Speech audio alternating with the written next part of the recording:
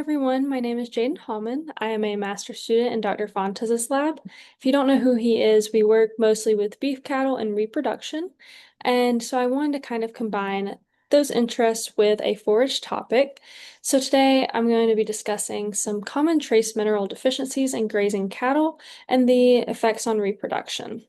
So I know that we've talked a little bit about mineral deficiency and some of its clinical signs, but I really wanted to focus on some of those subclinical things and specifically reproduction, because especially here in the Southeast, where the majority of beef producers are cow-calf producers, getting a calf on the ground is huge. And so reproductive efficiency is one of the main drivers of profitability for our beef producers around here and in general. But I just wanted to highlight that because of its importance. Let me minimize this so you guys can see my slides. Okay, there we go. So, like I already mentioned, there's a lot of negative impacts of inadequate trace minerals before the noticeable clinical signs, like with copper. When you may see that clinical sign that's kind of a red flag with that loss of hair color. And that's obviously going to raise some red flags, and you know that there's a big issue, but there's a lot of negative effects that can happen before that that you may not even know about. So it's really important just to be aware of that and also just to stay on top of things. So there are three trace minerals that are most likely to be deficient in Georgia forages, which are copper, selenium, and zinc. And this is either due to insufficient stores within the soil, or it can be due to very high concentrations of antagonists like sulfur or iron, for example, when we're looking at copper, that just kind of block the availability in the forage or in the body. So this is just a table here. This top one is looking at different minerals and the requirements within some pregnant cows and lactating cows. And I highlighted the copper, selenium, and zinc requirements. And then here it is a table looking at different mineral concentrations in the most common forages used in Mississippi, which would be really similar to Georgia. And unfortunately, none of those met the requirements. Here is a map that divides Georgia by county, and it looks at the soil selenium levels. And as you can see, there's a lot of red and blue going on, and only one county that was in the study was green. And basically, that just means that almost the whole state has very low or has low to very low selenium stores in the soil. So, some of the impacts of copper deficiency, to begin, is a decreased function of the ovary, decreased oocyte quality, and impaired placentation. So, due to the antioxidant and signaling pathways that copper plays a vital role in, we're going to see a decrease in estrogen as well as progesterone production within the ovary. There's also going to be some oxidative stress, which decreases maturation and some gap junction integrity in the cumulus cells of the oocyte, which is basically follicular cells that are adhered to the oocyte after ovulation. And that's just going to reduce the oocyte quality, which therefore will reduce embryo quality if it is successfully fertilized. And down the road, it has a higher chance of pregnancy loss. Then with placentation, copper is really important for angiogenesis and tissue remodeling within the endometrium. And with this compromised, it can lead to abnormal placentation and reduced blood flow, which is very important when we're talking about the placenta and nutrient flow from the maternal to the fetal side. Selenium has some similar effects. But a little bit different as cause of why. There is a reduced luteal function, so we'll see that cholesterol uptake is reduced in the luteal cells, reducing progesterone synthesis. We'll also see some impairment to endometrial remodeling.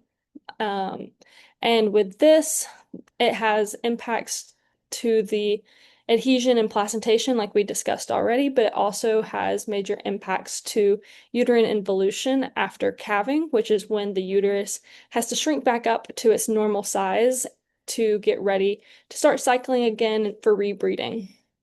And then lastly, maternal recognition can be impaired.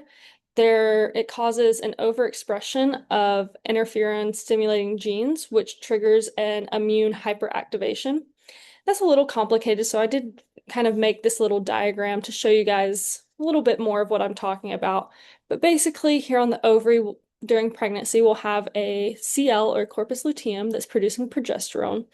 And this is going to be communicating with the uterus and the endometrium, basically telling the uterus to quiet down. It wants little motility, little muscle contraction, lesser of an immune response, everything to get ready for that embryo to adhere to the endometrial lining, for placentation to occur, all of that.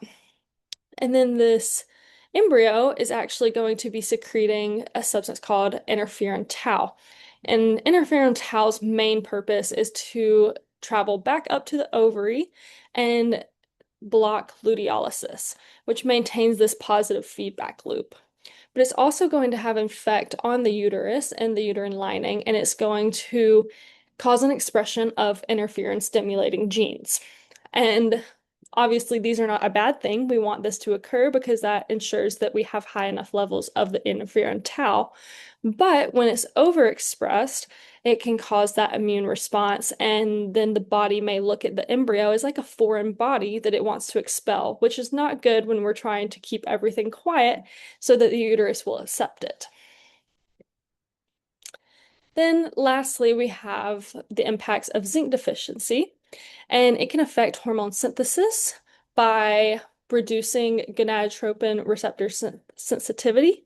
So by doing that, less LH and FSH in turn will be produced, and then less estrogen progesterone, which is not great, as well as also going to reduce the steroid hormone receptor activity within those cells. So then their activity and function is reduced of the estrogen progesterone.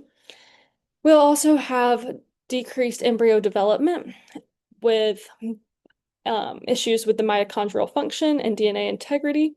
It's going to reduce how many of those embryos actually develop to a blastocyst stage, which is about day 7 for a bovine embryo. And it's also going to reduce that embryo quality. And with this, if we have more embryos arresting or reduced quality, it's a lot more likely for pregnancy loss to occur. And then lastly, zinc deficiency has major impacts on spermatogenesis within the male. And I do want to say all of these microminerals are important for the male, just like the female, but zinc especially has some really major impacts for male fertility. Zinc deficiency can negatively impact sperm concentration, motility, and promote acrosome damage, which is really important for fertilization. So all of this is to say that if we have low levels of these microminerals, which is common in Georgia forages, we can really negatively impact not only the conception rate, but pregnancy rate of those animals, which really impacts our profitability. And here, found a couple of studies. It was a little difficult to find some studies that were looking at supplementing animals that were deficient. A lot of studies look at supplementing animals that have adequate levels and then further supplementing them. But I did find these 2 studies that looked at kind of marginally deficient animals at the beginning of the study. And here in this female study, they gave the treatment animals, a mix of different microminerals, including the 3 that I talked about. And they did see an increase in pregnancy rate in year 2, as well as pregnancy rate related to estrus, which both increased with the mineral supplementation. And here in the second study I found, it kind of had a similar setup, giving mineral injections. And they compared treatment 1, which was their control, a little strange, but and treatment two, which did get that injection, and they saw an increase in almost every parameter of the semen, including volume, concentration, motility, acrosome integrity, pretty much all of it. So that really kind of just drives home once again with some true results that these minerals are really important for reproduction. And so what can we do about that? The first thing is to know where your animals are at. And you can start off by testing your forages and knowing what the mineral status of those are, making sure that especially those three minerals, as well as the other ones, are at an adequate level, but also paying attention to those antagonists like sulfur or iron and making sure they're not too high to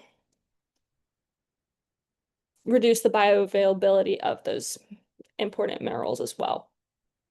You can also test the soil if you are producing your own hay or even in your pastures, which is also important. Then there's also liver biopsies of the animals that you may think are having a very significant issue, but this is a little invasive and not very common or suggested. So this is really just an extreme case, but it would help you pinpoint exactly what they're deficient in and how much. And then the next 2 points are a couple of options for supplementing them as they need it. So that would be subs those would be things like a free choice loose mineral mix or mineral injections. Thank you.